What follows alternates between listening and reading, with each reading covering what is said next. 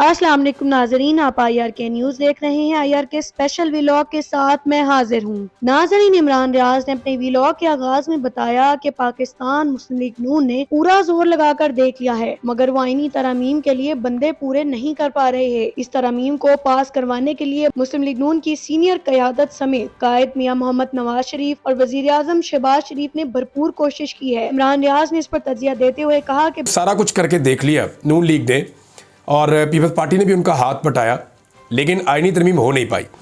अब ये टास्क जो है वो पाकिस्तान पीपल्स पार्टी को मिला है और जरदारी साहब ने ये जिम्मेदारी उठाई है कि वो आईनी तरमीम करवा कर देंगे। अगर जरदारी साहब ये आईनी तरमीम करवा देते हैं तो इसके बदले में उन्हें वो कुछ मिलेगा जो सियासी तौर पर उनको चाहिए, यानी वो अपने बेटे बिलावल के लिए बड़े ओहदे चाहते हैं आईनी नुक्ता नज़र से, और उसके लिए वो कोशिश भी कर रहे हैं। बिलावल को उन्होंने पूरी तरह मैदान में उतारा। पहले नून लीगी प्रोग्राम्स में जाते थे, प्रेस कॉन्फ्रेंस करते थे, दावे करते थे, और अब जो है वो बिलावल प्रोग्राम्स में जा रहे थे, प्रेस कॉन्फ्रेंस कर रहे थे, सहाफ़ियों से मुलाकात कर रहे थे, दावे कर रहे थे। तो बिलावल ने भी बड़ी कोशिश की, लेकिन जो हुआ वो ये है कि पहले नून लीग का डाटा गलत था, अब बिलावल का डाटा गलत है। मैंने आपसे कहा था ना, जब डाटा सामने आएगा तब पता चलेगा। बिलावल ने बार बार ये कहा कि आईनी अदालत इसलिए बननी चाहिए, यानी इंसानी हकूक़ पे तो वो बात ही नहीं करते थे, फौजी अदालतों पे बात ही नहीं करते थे।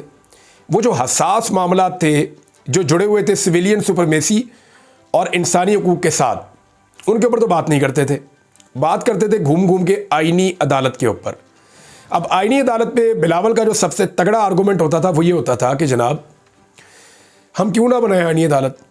90% जो है time supreme court of Pakistan का आईनी मुकदमात सुनने में लग जाता है और 10% टाइम मिलता है बाकी मुकदमात को। ये बिलावल का दावा था, मैंने बार बार कहा ये मुमकिन नहीं है। हाँ, ये ज़रूर है कि मीडिया का 90% टाइम जो है वो आईनी मुकदमात को कवरेज करने में लग जाता है, क्योंकि वो ज़्यादा कवरेज होती है उनकी। अदालत का ज़्यादा टाइम नहीं लगता, मीडिया का ज़्यादा लगता है। तो बिलावल ने गलत डाटा पेश किया। अब जो सही डाटा आया वो मैं आपको बता देता हूँ। वैसे सही डाटा पता किसका होता है, मैं बताता हूँ आपको।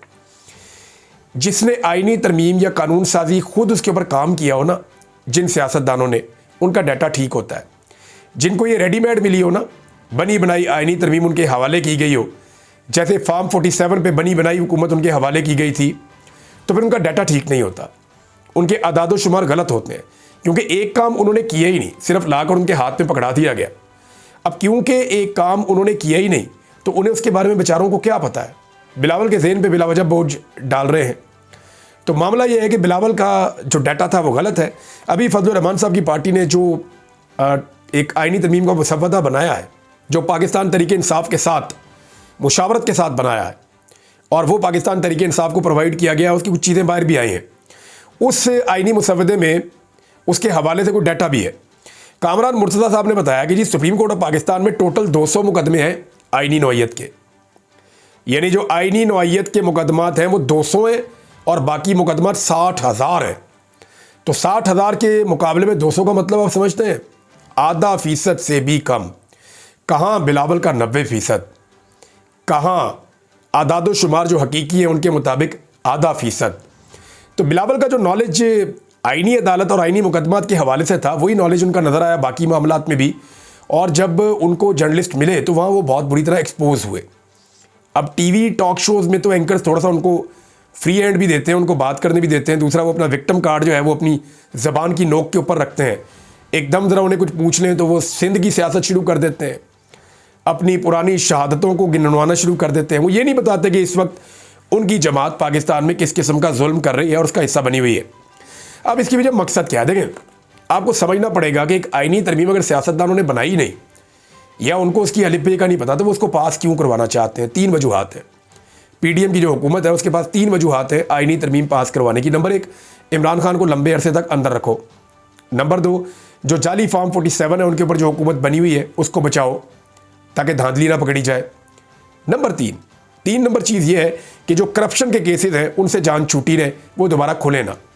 अब ये जो धांधली पे पर्दा वाली बात है, ये तो ख्वाजा आसिफ ऑन एयर आके टीवी पे कह रहे हैं कि जनाब हमें ख़तरा है कि अगर ये वाले चीफ जस्टिस ना रहे तो 26 अक्टूबर से हमारे मामलात खुल जाएंगे और ये हल्के खुल जाएंगे। हल्के खुल गए तो हमारी धांधली पकड़ी जाएगी और लड़ाई किसी और नहज पे पहुंच जाएगी, और हम चाहते हैं कि ऐसा ना हो। राणा सनाउल्लाह साहब भी यही बातें कर रहे हैं। इसीलिए बिलावल भी कहते हैं कि जनाब 25 से पहले पहले ये सारा कुछ हो जाना चाहिए।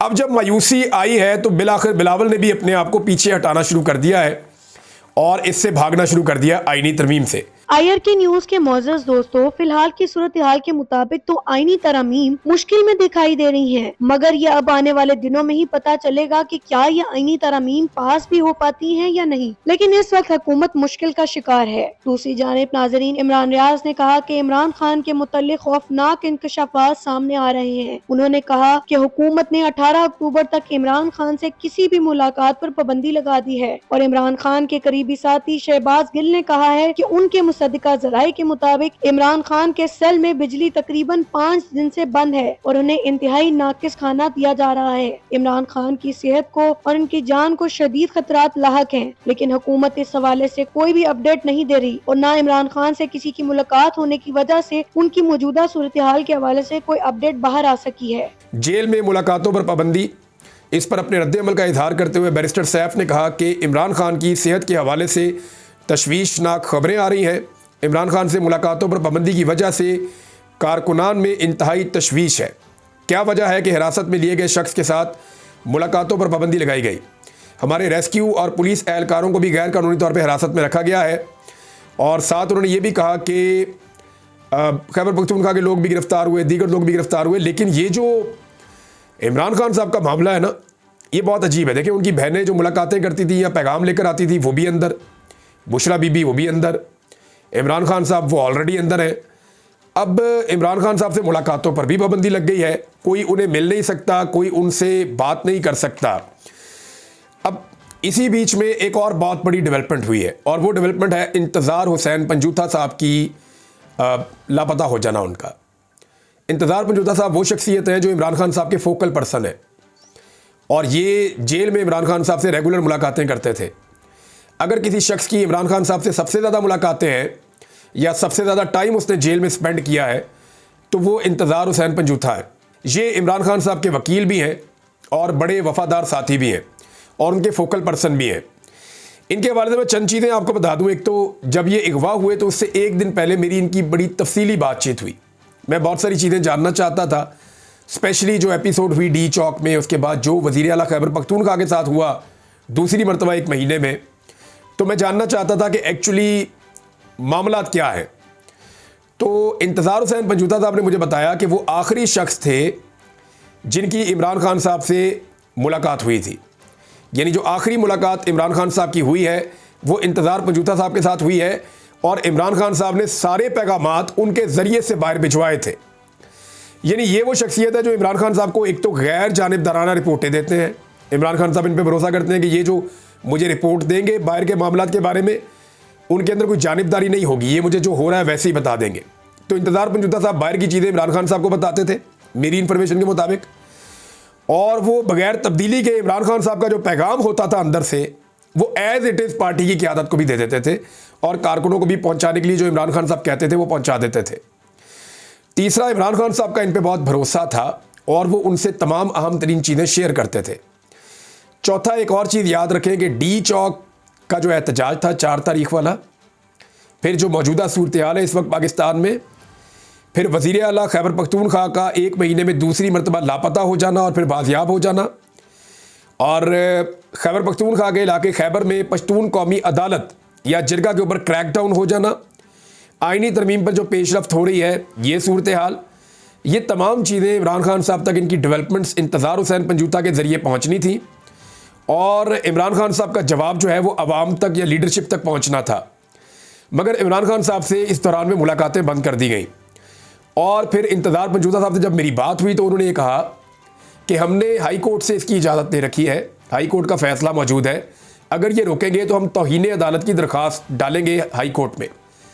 तो जो दरख्वास्त डाली गई वो ऑटोमेटिकली तौहीन अदालत की उसी जज के पास जानी थी, तो समन रफ़त साहबा के पास ये दरख्वास्त चली गई और आज इसकी समाअत होनी थी। नाज़रीन, ये तो अब 18 अक्टूबर के बाद ही पता चल सकेगा कि इमरान खान किस हालत में है और इस दौरानिये में उन्हें क्या क्या कुछ फेस करना पड़ा। लेकिन अब तक के लिए इतना ही। देखते रहिए IRK न्यूज़। अल्लाह निगहबान।